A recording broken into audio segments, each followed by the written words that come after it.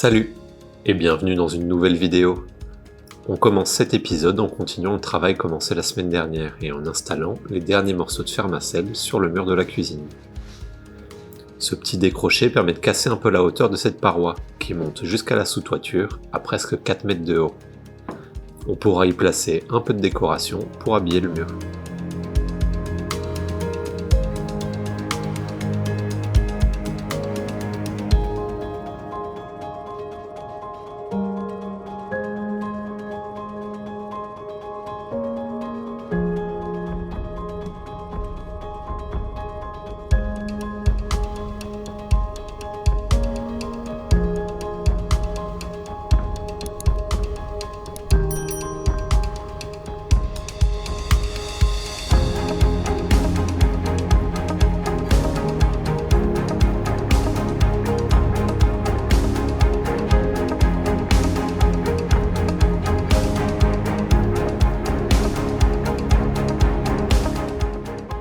On peut ensuite continuer notre progression en se dirigeant vers l'autre partie de la maison.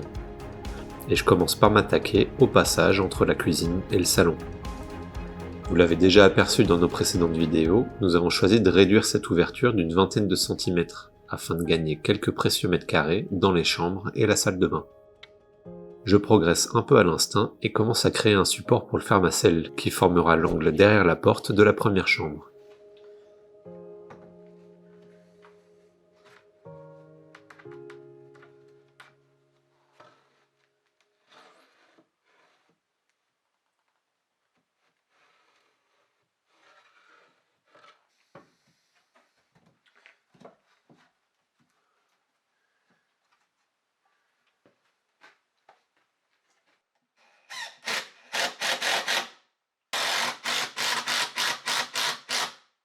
Certains d'entre vous nous ont demandé quelle était notre technique pour tracer et découper nos plaques afin qu'elles épousent les formes d'un mur en pierre.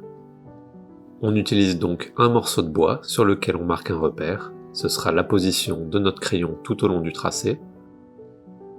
Ensuite, on fait glisser ce morceau de bois contre le fermacelle en suivant les formes des pierres avec une de ses extrémités, tout en plaquant la mine de notre crayon sur le fermacelle pour y reporter le dessin.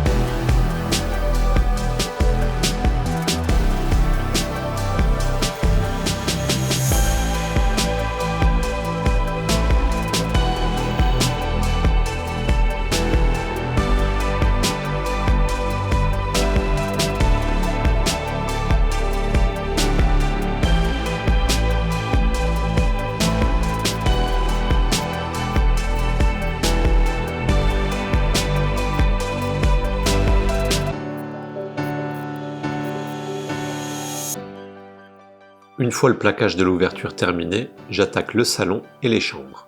Après pas mal de temps de réflexion, on a décidé d'ajouter un petit rebord à la mezzanine, où on viendra ensuite fixer un garde-corps.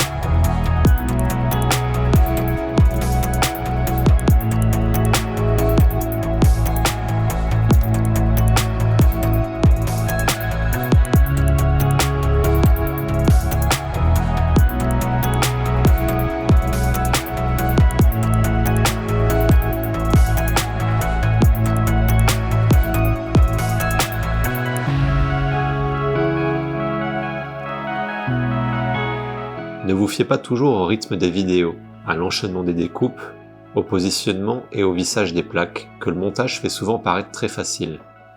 Il me faut parfois plus d'une heure pour réussir à faire rentrer une plaque à son emplacement. Et il y a aussi plein de petites bricoles qu'on ne filme pas.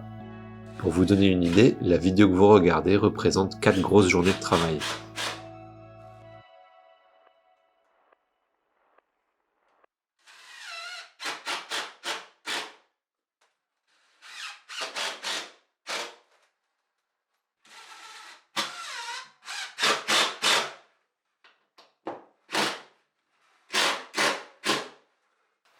Il faut aussi gérer les petites déformations du matériau, comme ici où j'ai dû laisser la plaque à la verticale quelques jours. Pour y remédier, je visse un morceau de fermacelle sur les 2 plaques afin de les forcer à reprendre leur forme, le temps que la colle prenne.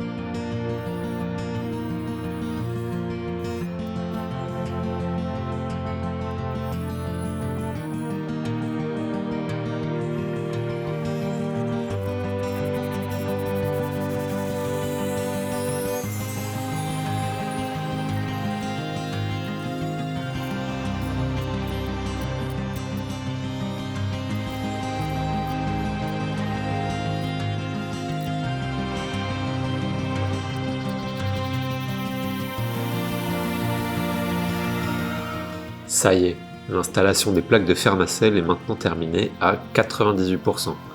Il nous reste quelques détails à régler, mais on est enfin prêt pour la prochaine étape, les enduits. Mais ça, ce sera pour une prochaine vidéo. Merci d'avoir suivi, et à bientôt.